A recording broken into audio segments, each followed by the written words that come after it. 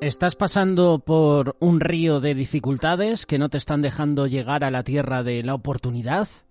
¿A la tierra prometida? Tú sabes que Dios tiene mucho para ti. Tú sabes que Dios quiere bendecirte, pero parece ser que hay un río oscuro, un río turbulento en tu camino que te impide recibir esas bendiciones. A lo mejor el río es la duda. A lo mejor el río son debilidades. A lo mejor ese río es el miedo o es un vicio. A lo mejor es un problema que no te está dejando recibir todo lo que Dios tiene para ti. Cruza el río Jordán. ¿Quieres entrar a la tierra prometida? ¿Quieres entrar a la tierra de Canaán?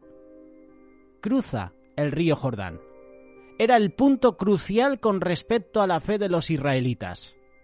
40 años antes, los hijos de Israel se habían enfrentado a una crisis similar. Habían fracasado. Tenerse que escapar al desierto cruzando el Mar Rojo necesitó fe.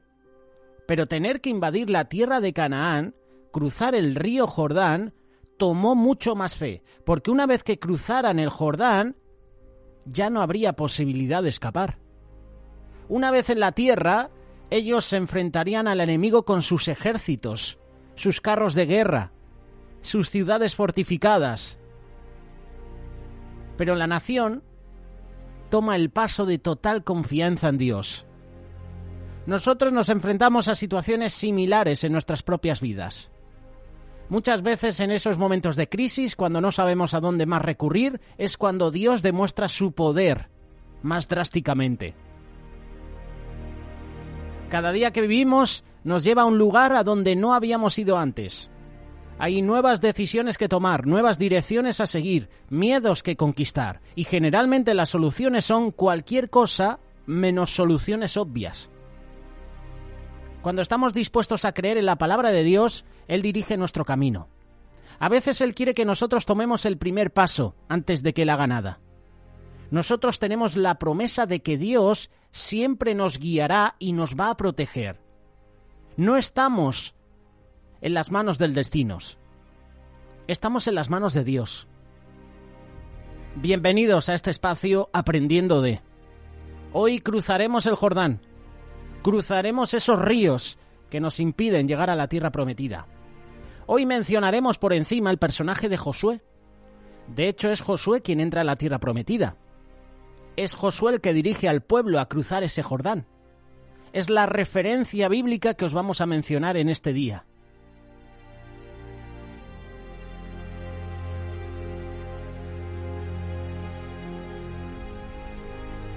La historia del paso del Jordán la puedes encontrar en Josué capítulo 3 y Josué capítulo 4. Muy de mañana, Josué y todos los israelitas partieron de Sitín y se dirigieron hacia el río Jordán. Pero antes de cruzarlo, acamparon en sus orillas. Al cabo de 3 días, los jefes del pueblo recorrieron todo el campamento. La orden, versículo 3, Josué capítulo 3, era la siguiente. Cuando vean el arca del pacto del Señor su Dios y a los sacerdotes levitas que la lleven, abandonen sus puestos y pónganse en marcha detrás de ella.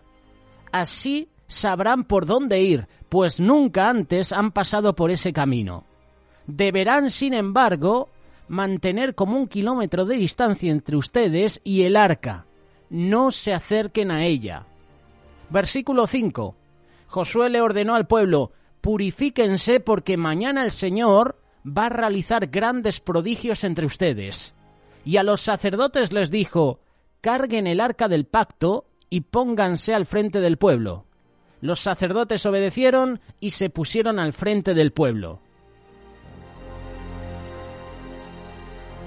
Si has podido ver la imagen a través de la pestaña de comunidad en este canal de YouTube de Radio Solidaria, habrás visto la imagen que hemos publicado al respecto de esos sacerdotes portando el arca a punto de cruzar el río Jordán. ¿Tú te puedes imaginar lo que los hijos de Israel estarían pensando? Delante de ellos estaba el río con aguas torrentosas. Es aquí como en España, por ejemplo. Si no me equivoco, el El río más caudaloso, el río más bravo que tenemos en el país es el río Ebro. Tenemos otro de los ríos más importantes, que es el río Duero, tenemos el río Tajo. Para mí son los más destacados del país, pero me atrevo a decir que el río Ebro es el más torrentoso, el más caudaloso, el más bravo. En tierra de Israel era el río Jordán. A lo mejor en tu país tienes un río destacado, un río importante con varios afluentes. El río Jordán estaba en marea alta, así que el ancho del río era enorme, probablemente del largo de un estadio de fútbol, no lo sabemos. La palabra Jordán significa bajar o descender. El río baja aproximadamente 300 metros en su trayecto del mar de Galilea al mar Muerto, y este descenso crea una fuerte corriente durante la temporada de inundaciones. Esto lo que hace es que aumente su velocidad. ¿Cuánto? ¿15, 20 kilómetros por hora? No lo sé. No había forma que los israelitas pudieran cruzar el río con sus hijos, animales, suministros. No había ni puentes, ni barcos de transbordo, ni helicópteros. Solo había agua. Y además, ese río tendría piedras. Los hijos de Israel que se estaban enfrentando a esta crisis representaban una nueva generación, y muchos de ellos no habían visto el Mar Rojo abrirse. Y los pocos que lo habían visto estaban muy jóvenes en ese entonces. Ahora estarían mucho más mayores. Por su falta de fe, sus padres habían muerto en el desierto. La mayoría de esta generación nueva solo había escuchado reportes de lo que Dios había hecho. Sus mentes estarían llenas de expectativas y sobre todo de miedo. ¿Actuaría Dios de nuevo? Es la pregunta que a lo mejor muchos de estos israelitas estaban haciendo. Es muy probable que en ese momento crucial Josué no tendría idea de cómo Dios los iba a llevar a cruzar ese río. Mientras marchaban, teniendo la responsabilidad sobre miles de vidas, Josué debía haberse sentido intimidado. Confiaba en Dios, pero desconocía cómo Dios haría para que ellos cruzaran el río Jordán. Seguro que estaría repitiéndose una y otra vez las palabras que Dios le dijo después de la muerte de Moisés en Josué capítulo 1, verso 2. Mi siervo Moisés ha muerto, por eso tú y todo el pueblo deberán prepararse para cruzar el río Jordán y entrar a la tierra que les daré a ustedes los israelitas. Por el lado humano, Josué se estaba enfrentando a la prueba más grande de su vida. ¿Y si no pasa nada? ¿Y si me detengo aquí con todo el pueblo y no se abre el río, no lo podemos cruzar? ¿Qué haría la gente? ¿Qué pasaría con mi reputación? Son preguntas humanas que nosotros nos podemos hacer. Pero la fe de Josué pudo más que su miedo. Su fe se volvió contagiosa. La incredulidad te dice, regresa a un lugar seguro, regresa a casa. Pero la fe dice, vayamos a donde Dios nos está diciendo que vayamos. 40 años antes, Josué y Caleb les habían asegurado a los judíos en Números capítulo 13, verso 30, subamos a conquistar esa tierra. Estamos seguros de que podremos hacerlo. Son como pan comido los habitantes de la tierra prometida. Eso es fe. Pero la gente dijo, no podemos. Su incredulidad les costó a la nación 40 años de disciplina en el desierto. Primera carta de Juan capítulo 5, verso 4. Esta es la victoria que vence al mundo, nuestra fe. Los sacerdotes iban a la cabeza del grupo llevando el arca del pacto. Y esta era una caja pequeña, probablemente de 1 metro o de 2 metros de largo. El arca estaba enchapada en oro por dentro y por fuera. Esta contenía las tablas de piedra, las cuales Dios mismo había escrito la ley, lo mismo que otros símbolos del liderazgo de Dios. El hecho que el arca fuera delante de la gente era un estímulo para su fe. Esto significaba que Dios iba delante de ellos, abriendo camino. Dios le había prometido a Moisés en Éxodo capítulo 33, verso 14, yo mismo iré contigo y te daré descanso. La presencia del arca era una garantía de la presencia del Señor. Es como un equipo de fútbol, por ejemplo, un equipo de baloncesto o un equipo de fútbol americano. Si tú tienes a tu líder, a tu mejor jugador en la plantilla jugando ese partido difícil, sabes qué posibilidades de ganar vais a tener. Pero si tu estrella no está, oye, las opciones de ganar cambian, ¿verdad? Tenemos a Dios en el equipo ganador. Tenemos la victoria. Con Él la victoria es segura. La presencia del arca era una garantía de la presencia del Señor. También el versículo 4 dice, nunca antes han pasado por ese camino, pero nosotros como cristianos, como discípulos de Cristo, sabemos que nuestro Señor sí lo ha pasado. Es un territorio desconocido para nosotros, pero Él lo conoce. Jesús conoce los lugares empinados que nos quitan el aliento, los caminos rocosos que hacen que nuestros pies nos duelan, los tramos que nos cansan, los ríos torrentosos que tenemos que cruzar. Jesús los ha atravesado todo antes que nosotros. Estuvo 40 días en el desierto. 40 días en el desierto, ayunando, orando al Padre. Él sí conoce de desiertos. Juan capítulo 4, verso 6 dice, Jesús, fatigado del camino, se sentó junto al pozo. Está mencionando el pasaje de la mujer samaritana. Jesús fue maltratado por cualquier cantidad de torrentes, por el sol, por la arena, por las piedras en el camino. Pero las aguas no podían enfriar su amor. Jesús es el líder perfecto por las cosas que sufrió. Mira lo que escribió el salmista. Salmo 103, verso 14. Él conoce nuestra condición, sabe que somos de barro.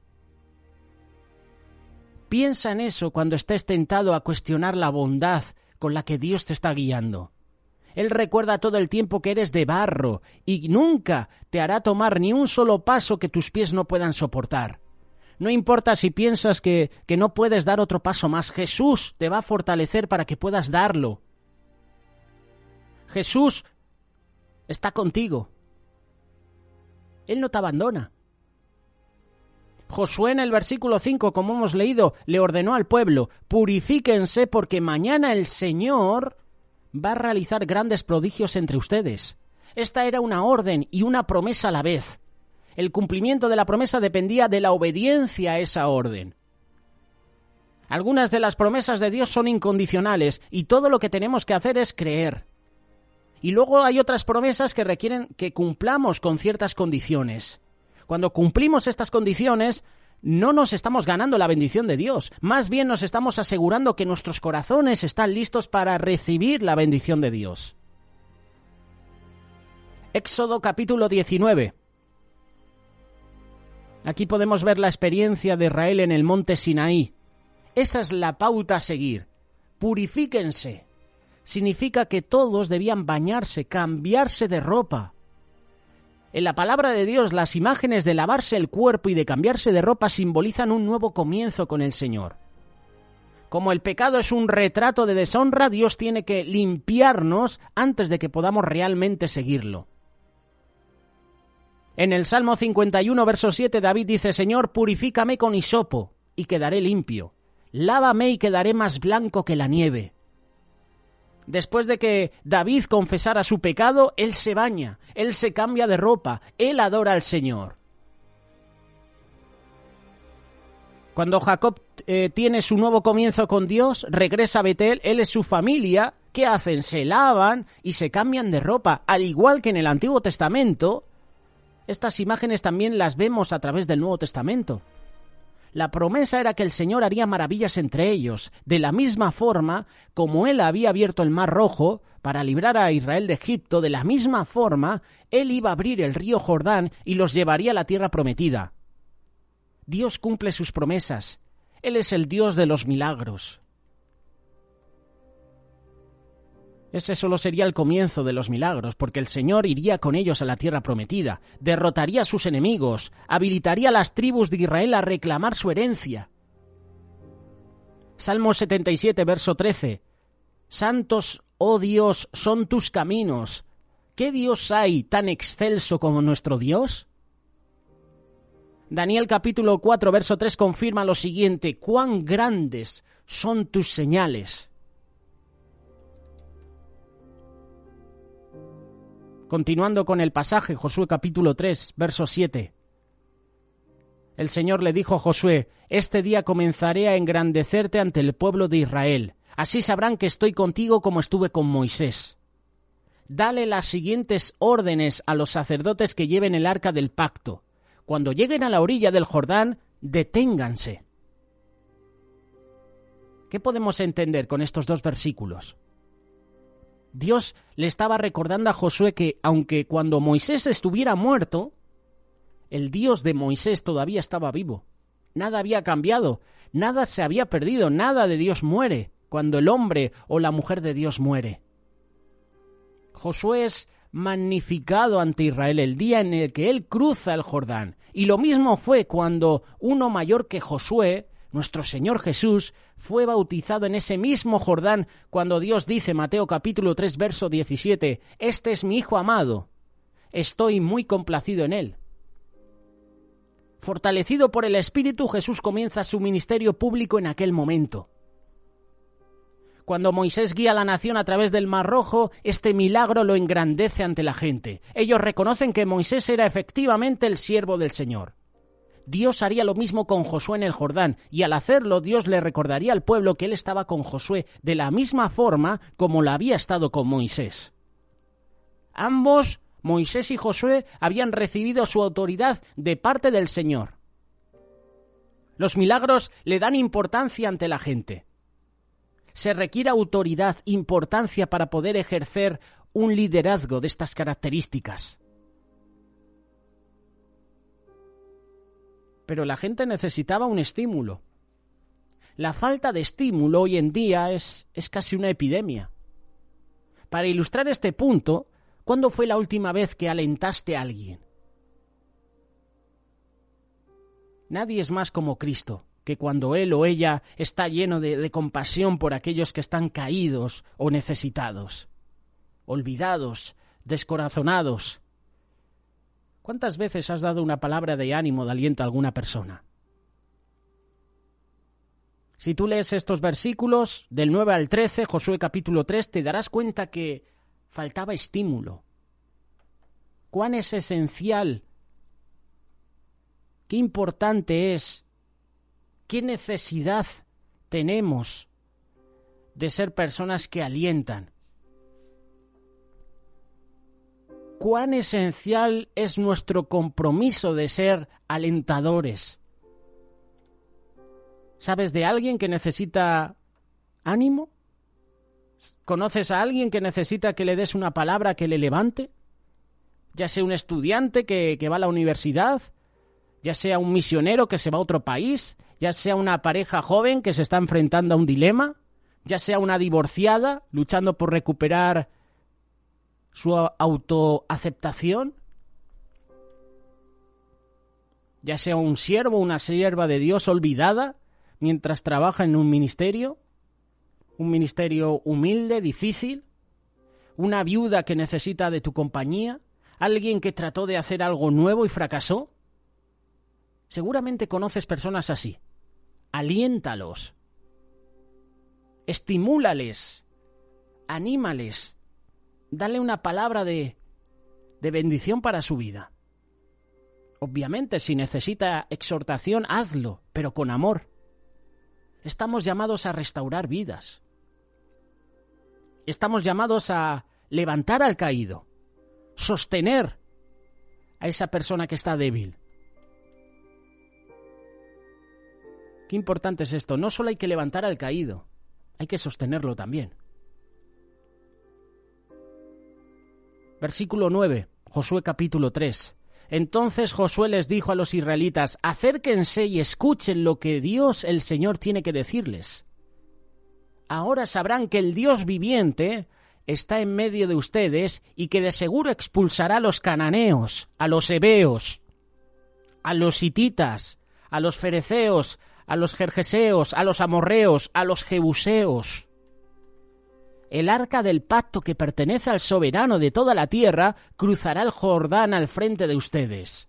Ahora pues elijan 12 hombres, uno por cada tribu de Israel. tan pronto como los sacerdotes que llevan el arca del Señor, soberano de toda la tierra, pongan pie en el Jordán, las aguas dejarán de correr y se detendrán, formando un muro. Los israelitas no debían esperar en el campamento hasta que el Jordán se abriera, porque como dice la segunda carta de Corintios capítulo 5, verso 7, vivimos por fe, no por vista. Ellos debían levantar el campamento, recoger sus cosas, ponerse en marcha y mojarse los pies en el Jordán. Si ellos hubieran ido a la orilla del río y luego se hubieran quedado parados, esperando a que las aguas se dividieran antes de entrar, hubieran esperado en vano. Debemos aprender a creer en la palabra de Dios y caminar en línea recta, en obediencia, aun cuando no veamos ninguna salida. Muchas veces la razón por la cual nos tratamos de alejar de nuestras dificultades es que esperamos que las barreras sean quitadas de en medio, antes de tratar de pasar a través de ellas. Si solo camináramos hacia adelante en fe, el camino se abriría para nosotros, pero no. Nosotros no queremos movernos. Esperamos que los obstáculos sean quitados del camino y entonces yo sí que me muevo. Cuando lo que tenemos que hacer tú y yo es avanzar, como si no hubiera obstáculos.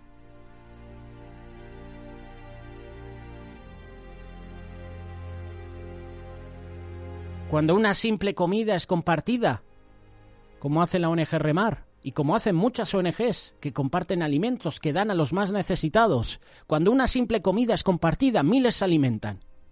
Y cuando los mantos son tocados, ya sea por la mano de una mujer anémica en Galilea o por las oraciones de un mendigo en Bangladesh, Jesús se para, se detiene, responde. Aquí lo que estamos viendo es consagración de la gente, confirmación de Josué, estímulo a la gente. Y ahora vamos a entrar en la parte final. Cuando el pueblo levantó el campamento para cruzar el Jordán, los sacerdotes que llevaban el arca del pacto marcharon al frente de todos.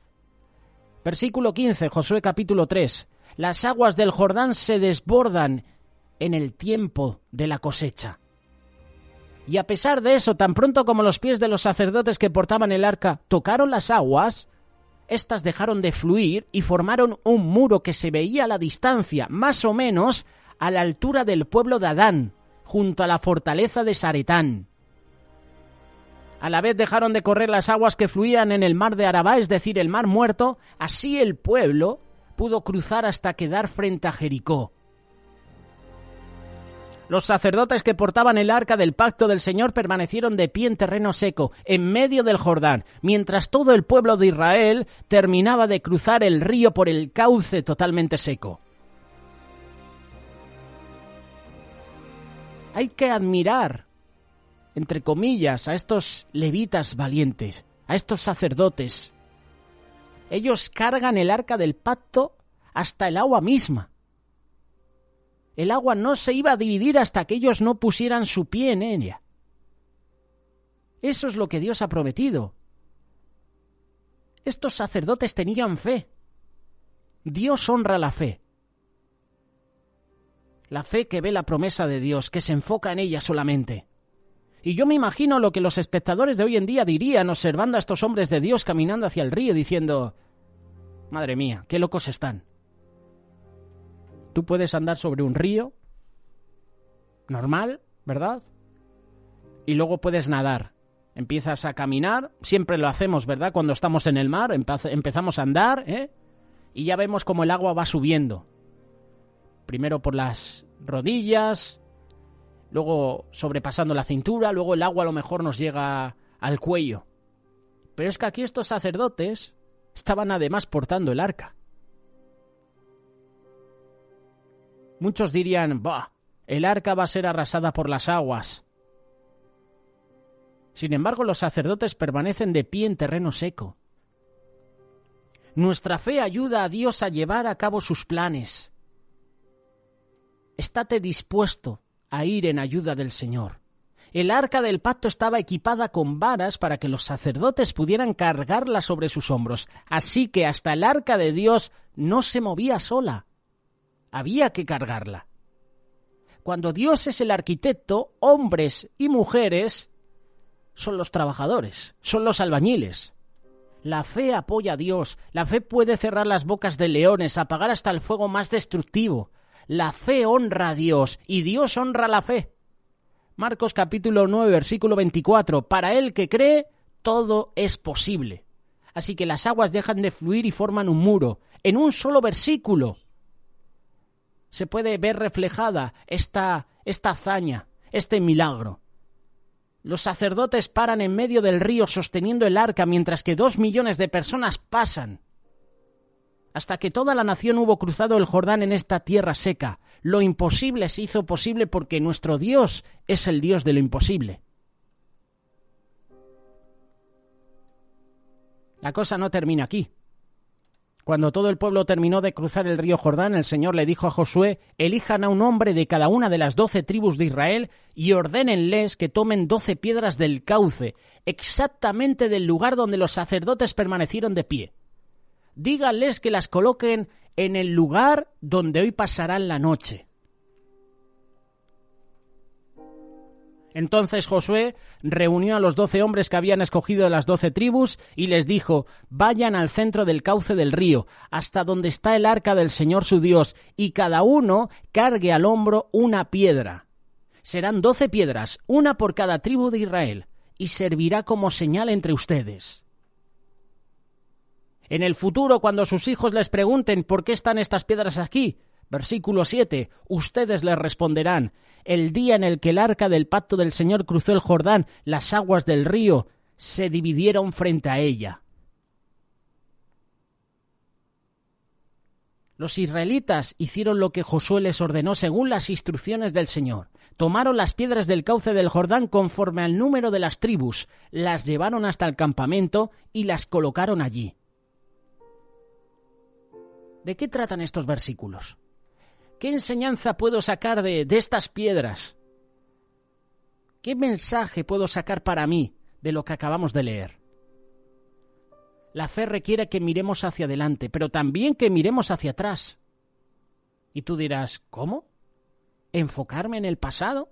Sí, podemos mirar hacia atrás, pero no quedarnos estancados. Alguien dijo que el peor enemigo de la fe puede ser el olvido. Si nos olvidamos de la manera como Dios ha obrado y proveído en el pasado, tal vez no confiemos en Él en el futuro. Dios le dice a Josué que prepare un monumento visible para que fuera un ejemplo práctico para el pueblo.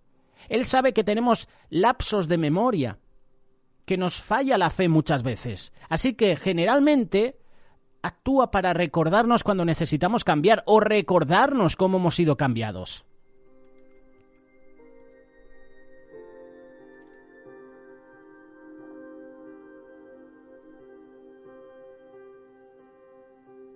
¿A qué te estás enfrentando hoy? ¿A un matrimonio difícil? ¿A problemas económicos? ¿A un hijo o una hija rebelde? ¿A un esposo, a una esposa que no es creyente? A lo mejor ha habido una muerte en tu familia o una enfermedad. ¿Crees que Dios puede abrir las aguas y protegerte a través de ellas? Escucha lo que Dios te dice, Isaías capítulo 43, verso 1. No temas, que yo te he redimido. Te he llamado por tu nombre, tú eres mío, tú eres mía. Cuando cruces las aguas, yo estaré contigo. Cuando cruces los ríos, no te cubrirán sus aguas. Cuando camines por el fuego, no te quemarás, ni te abrasarán las llamas. Yo soy el Señor tu Dios.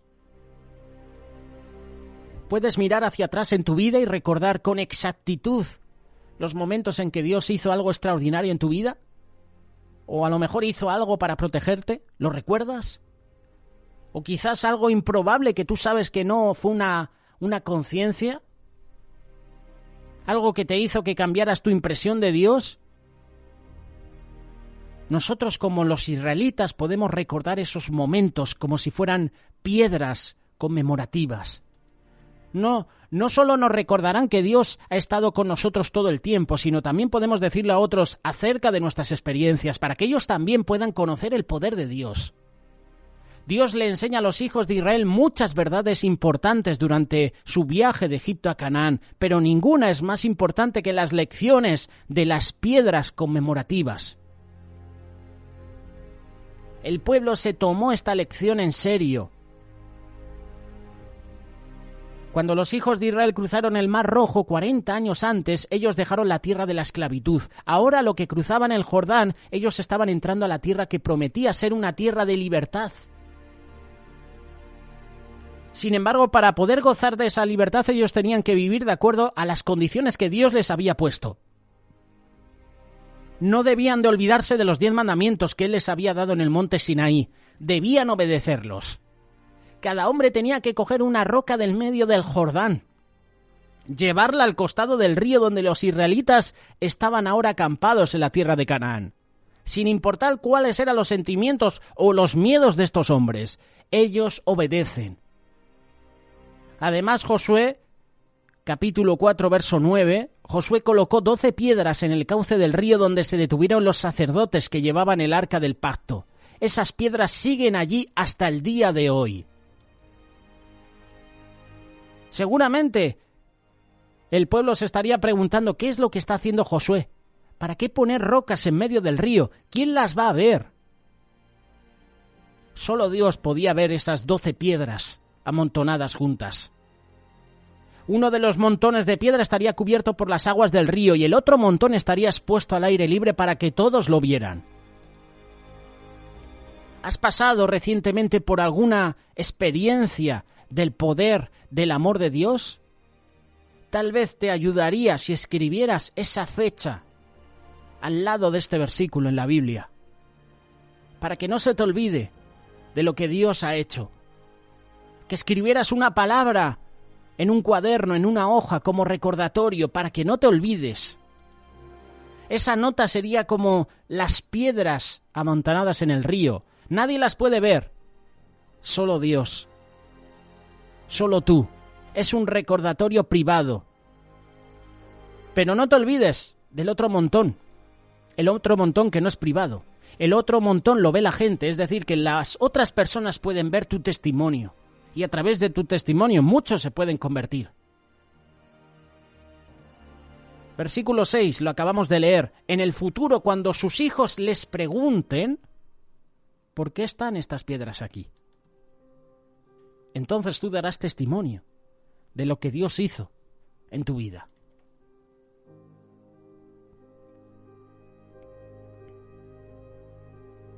Jesús coloca una piedra recordatoria. La suya fue diferente a cualquier otra. ¿Sabes cuándo fue? En la última cena.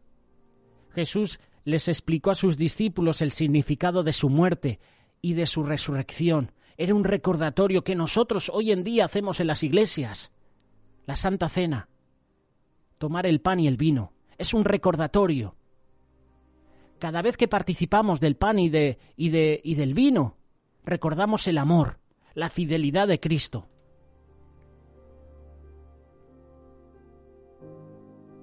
No te olvides del milagro de Jesús muriendo por nuestros pecados, resucitando de nuevo a una nueva vida. Esta es la manifestación más grande del poder de Dios, el milagro. El milagro de los milagros. El Señor de los milagros está con nosotros. Y la historia continúa a partir del versículo 11 en adelante.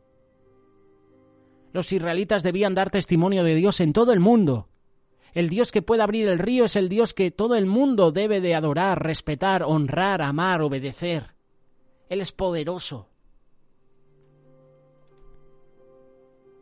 Después de muchos años de esclavitud y peregrinación por el desierto, se establecen en la tierra. Gozan de la libertad de tener un lugar donde vivir en paz y en abundancia. Algo increíble sucede. Mira lo que dice para terminar Jueces capítulo 2, verso 8 en adelante. Josué, hijo de Nun, siervo del Señor, murió a la edad de 110 años. También murió toda aquella generación y surgió otra que no conocía al Señor ni sabía lo que Él había hecho por Israel. Esos israelitas hicieron lo que ofende al Señor. adoraron a los ídolos de Baal. ¿Cómo es que esta gente que había presenciado tales milagros podía haberse olvidado? En solo 2 generaciones todo Israel había abandonado a Dios. Cuando nosotros dejamos de modelar y enseñar la palabra de Dios, solo toma una generación para que la degeneración suceda. Hay un dicho muy conocido que es: una generación levanta, otra generación la conserva, la mantiene, y la última generación lo destruye. Es difícil de entender que este cambio sucediera en Israel en tan poco tiempo. Pero piensa por un momento en lo que ha sucedido en nuestro país en los últimos años. Todo nuestro sistema de valores ha cambiado. Y cuando cambia el sistema de valores, afecta a la familia drásticamente. Afecta a la iglesia también. Al dejar de reflejar los valores de Dios en nuestros hogares, tomó solo una generación para que la degeneración ocurriera. Cuando nosotros, como hijos, como padres, como madres, dejamos de enseñarle a nuestros hijos respeto y amor por Dios y su palabra, tanto por nuestras propias palabras, nuestro ejemplo, cuando dejamos de comunicarles quién es Dios, estamos en camino a un desastre espiritual. La siguiente generación se puede desviar y no conoce a Dios. A lo que la sociedad ha cambiado, la familia ha cambiado también. Y a lo que la familia ha cambiado, los cambios en la sociedad han aumentado. Los cambios que se llevaron a cabo en Israel no son diferentes a los cambios que se están llevando a cabo hoy en día en nuestros países. Preceptos y principios bíblicos han sido parte del tapiz de nuestra cultura. Nuestras leyes civiles fueron forjadas de las enseñanzas de las Escrituras. Nosotros, como país, hemos fallado al no enseñar a nuestros hijos quién es Dios y lo que Él ha hecho por nosotros. Pero hay esperanza. Segunda de Crónicas, capítulo 7, versículo 14. Si mi pueblo que lleva mi nombre se humilla y ora y me busca y abandona su mala conducta, yo lo escucharé desde el cielo, perdonaré su pecado y restauraré su tierra. El avivamiento comienza contigo y conmigo. Nosotros podemos encender una nueva pasión por Dios. Enseñemos a nuestros jóvenes, a nuestros hijos, a nuestros nietos acerca del Dios maravilloso que servimos. Hablémosles de Jesús, del Salvador del mundo, de nuestro Redentor. Nosotros podemos hacer una gran diferencia en nuestros hogares, en nuestras comunidades, en nuestro país. ¿A qué te estás enfrentando hoy día? Cualquiera que sea el desafío, ¿crees que Dios puede detener las aguas de tu vida? Él te pide que des el primer paso de fe, que cruces el Jordán de tu vida, y Él entonces derramará bendiciones sobre tu vida.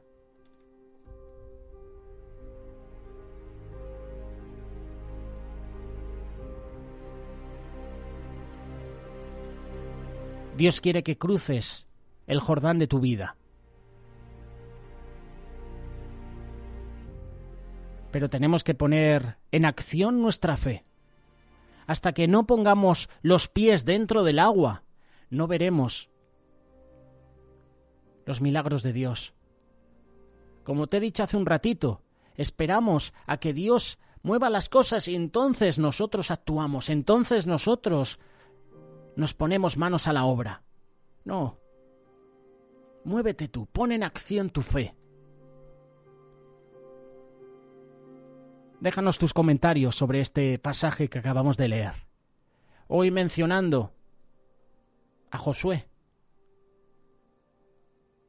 el líder que sustituyó a Moisés, el líder que puso su confianza en Dios. Mas mi casa y yo serviremos a Jehová. Palabras de Josué. ¿Tú y yo podemos decir lo mismo? ¿Actuar de esa misma manera? ¿Tener la fe de Josué? Hoy es el día. Hoy es el día de dar el primer paso. La respuesta depende de ti. La respuesta depende de mí.